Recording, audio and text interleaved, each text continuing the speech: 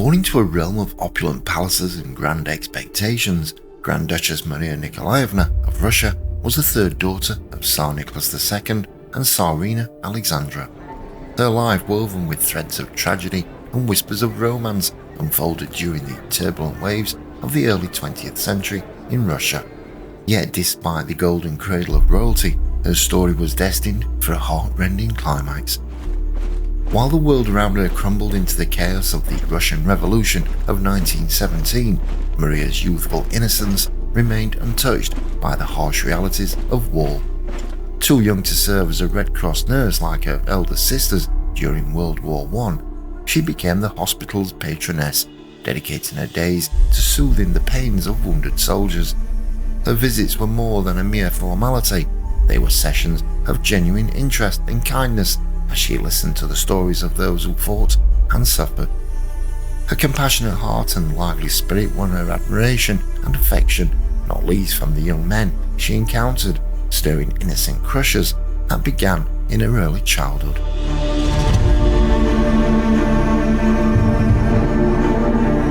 Dreams of love and a bustling family filled her thoughts, a stark contrast to the sombre duties of her royal birthright.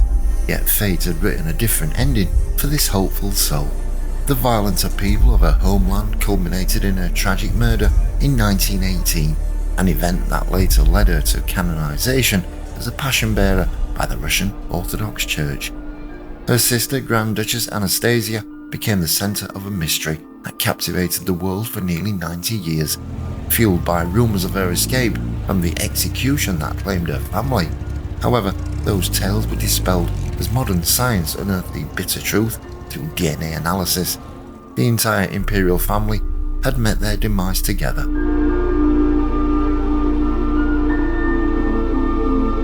In the 1990s, a grim discovery near Yekaterinburg brought Maria back into the headlines when it was suggested that she might have been the Grand Duchess whose remains were initially unaccounted for. But further remains found in 2007 confirmed the grim fate of the Romanovs. Plans for the solemn funeral to reunite Maria with her family were indefinitely postponed as the Russian Orthodox Church took charge of the remains, citing the need for further investigation. Maria's story, marked by its early promise and abrupt tragic end, echoes the demise of a dynasty and an era. It remains a poignant reminder of a lost princess whose life blended youthful dreams and harsh realities, forever preserved in the annals of history.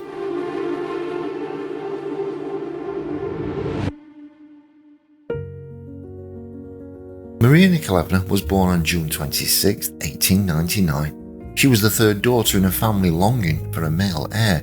Her arrival, weighing a healthy 4.5 kilograms, was met with disappointment across Russia, where hopes for a son were high. Despite the nation's reaction, Nicholas embraced his new daughter, affectionately calling his family the Three Little Cherubs, and expressing his happiness and love for Alexandra and their growing family. As she grew, Maria's gentle nature became evident. At 11, she experienced her first crush on a young man, prompting her mother to gently caution her to hide such feelings and remind her of the etiquette expected of a Grand Duchess. This advice was a poignant early lesson in the complexities of her royal life. Maria's childhood was marked by playful innocence. One memorable incident involved her escaping from a bath and running naked through the palace corridors while her nurse Margarita Iga was engrossed in a political discussion. Grand Duchess Olga Alexandrovna recounted how she had to scoop up the mischievous Maria and return her to an oblivious Miss Iga.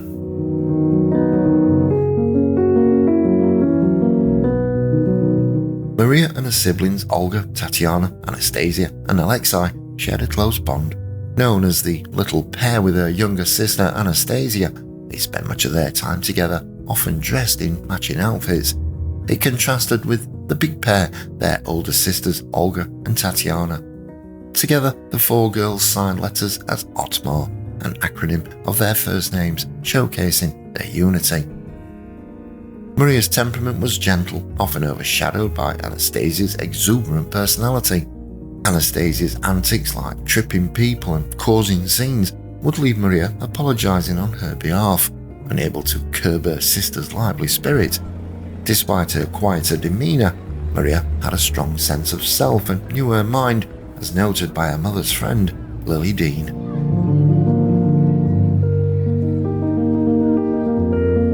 From a young age, Maria's fondness for soldiers was a charming aspect of her personality. Maria's innocent flirtation with palace guards and soldiers were well known. Once, after exclaiming her love for soldiers, she refused her cousin's kiss, playfully stating, "I don't kiss soldiers," much to his amusement.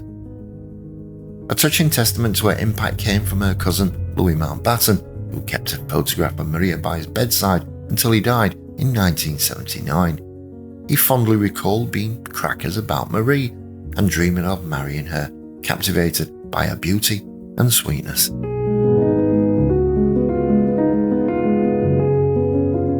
In 1917, Prince Carol of Romania proposed to Maria, but Nicholas dismissed it, seeing her as too young for marriage. Queen Maria of Romania, however, found the proposal flattering and a hopeful sign for future alliances. During World War I, Maria and Anastasia visited wounded soldiers at a private hospital in Sorkoy Selo, lifting their spirits with games and companionship. Maria's kindness shone through her interactions, and she found joy in caring for the soldiers and children at a nurse's school, reflecting her nurturing nature.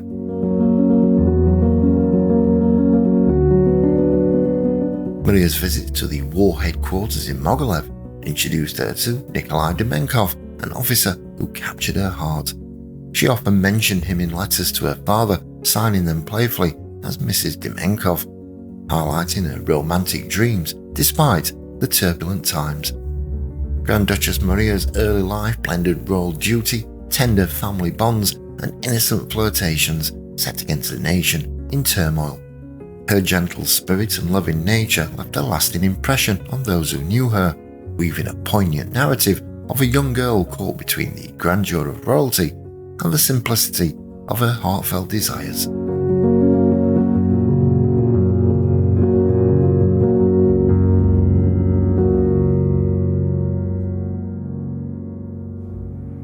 Maria was often admired for her striking beauty, with her light brown hair and large blue eyes, affectionately called Marie's saucers by her family.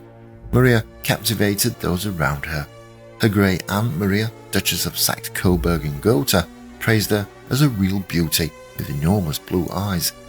Lily Dean, a close friend of her mother, described Maria as possessing the classic beauty of the Romanovs. At the same time, a gentleman at the Imperial court likened her to one of Botticelli's angels. Her French tutor Pierre Gilliard noted that Maria was tall and well built, with rosy cheeks, while Tatiana Botkina admired the soft and gentle expression in her eyes. Baroness Sophie Buxhovden, her mother's lady-in-waiting, observed that Maria shared a resemblance with her sister Olga, but more vividly and vibrantly. She described Maria's eyes as magnificent, of a deep blue, and her hair as having golden highlights.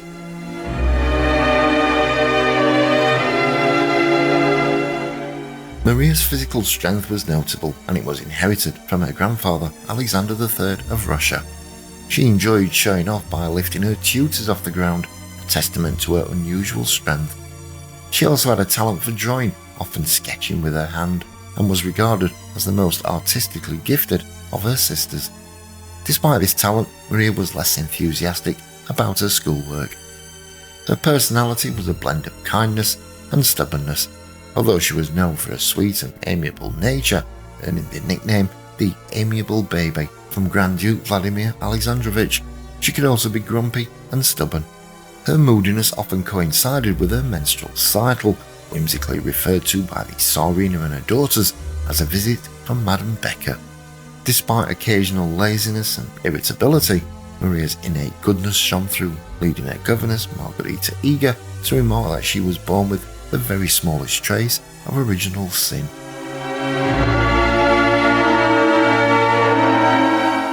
Maria's sisters sometimes took advantage of her good nature, nicknaming her the Fat Little Bow Wow.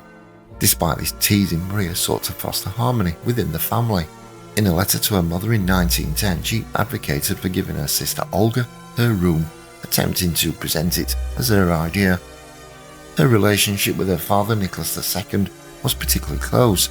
Eager noted Maria's marked affection for him, recounted how she had often tried to escape the nursery to be with Papa. During Nicholas's illness with typhoid, she tenderly kissed a miniature portrait of him every night. This deep bond was evident. While sick with measles, Maria repeatedly expressed her longing to be awake when her father returned home after his abdication.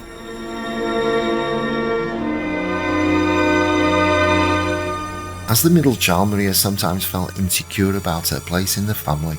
She worried she was not as loved as her siblings and felt excluded by her older sisters. It led her to seek friendship with her cousin, Princess Irina Alexandrovna. Her mother, Alexandra, reassured her through notes, urging her to dismiss the idea that she was unloved and encouraging her to maintain close bonds with her siblings.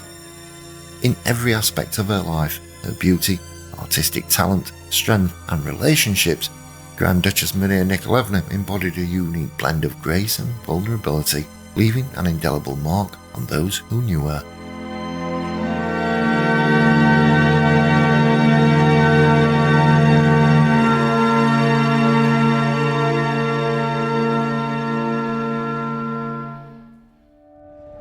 Maria's relationship with Grigory Rasputin was deeply intertwined with her love and concern for her brother, the Tsarevich Alexei, who had haemophilia. This genetic disorder, causing severe bleeding episodes, brought immense stress to the royal family. Amidst this turmoil, Rasputin emerged as a beacon of hope. Known as a wandering holy man, Rasputin's prayers were credited with saving Alexei's life on numerous occasions. For Maria and her siblings, Rasputin wasn't just a mystic, he was our friend, a trusted confidant who seemed to hold the key to their brother's fragile health. In the autumn of 1907, when Maria's aunt, Grand Duchess Olga Alexandrovna, met Rasputin in the nursery, she noted how easily the children were around him. Maria and her siblings were dressed in long white nightgowns, utterly comfortable in Rasputin's presence. This ease and affection were reciprocated by Rasputin, who often sent the children heartfelt messages. In one telegram to 9-year-old Maria, he wrote, "My dear Pearl M, tell me how you talked with the sea, with nature. I miss your simple soul. We will see each other again soon. A big kiss."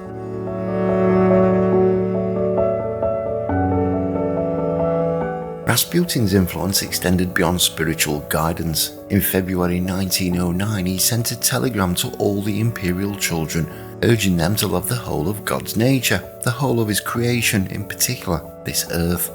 Such messages reinforced his role as a moral and spiritual guide in their lives. However, not everyone in the court viewed his presence favourably.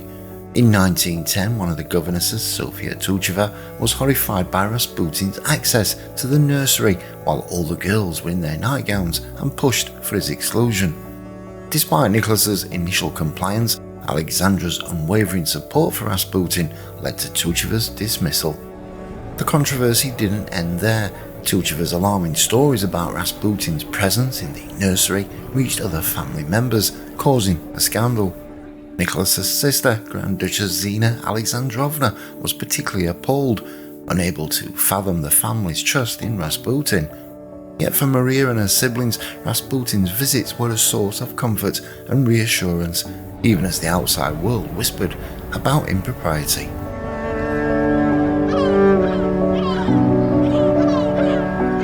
In the spring of 1910, further allegations surfaced when another governess, Maria Vishnakova, accused Rasputin of rape. Despite the severity of the claim, the Empress dismissed it, convinced of Rasputin's holiness. The investigation quickly turned against Vishnakova, which also led to her dismissal.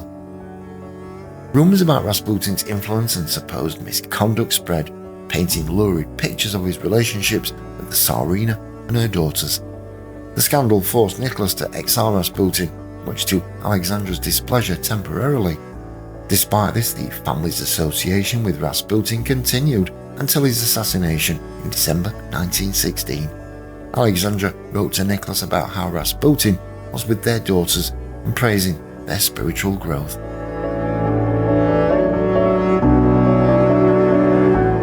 The impact of Rasputin's death on Maria and her sisters was profound. On the night they learned of his murder, the four Grand Duchesses huddled together, visibly upset.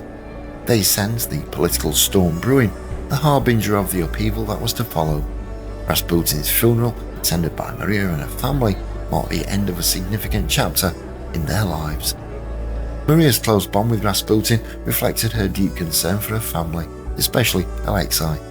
Her connection with him blended faith, hope, and the desperate need for her brother's healing. This relationship, set against the backdrop of a crumbling empire, highlighted the complexities and vulnerabilities of the Romanov family during their final years.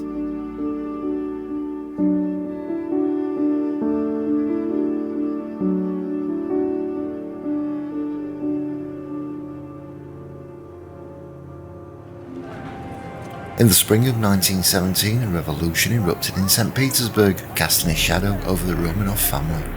Amidst the growing chaos, the Imperial children, including Grand Duchess Maria Nikolaevna, were struck by measles. The Tsarina advised to move her children to the safer Imperial residence at Gatchina, but hesitated, preferring to keep the family together in their familiar surroundings. Being the last of her siblings to fall ill, Maria became a vital source of strength for her mother. As unrest intensified, Maria joined her mother on the night of March 13, 1917, to plead with the soldiers to stay loyal to the Imperial family. Standing alongside her mother, the young Grand Duchess embodied courage and hope in those desperate moments.